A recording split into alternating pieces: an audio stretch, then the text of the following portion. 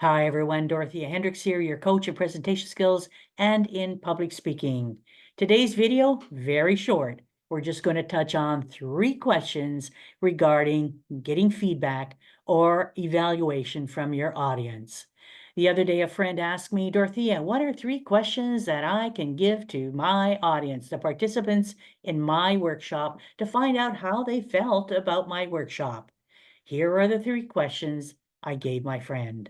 Number 1, what information did you find most helpful or valuable in this workshop? What information did you find most helpful or valuable in this workshop? Question number 2. Do you have any recommendations for change or improvement? Do you have any recommendations for change or improvement? And question number 3, is there anything that you will do differently as a result of this workshop?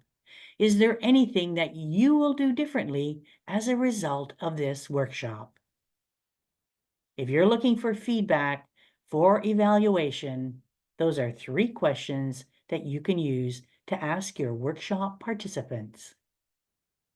Until next time, this is Dorothea Hendriks wishing you mountains of success.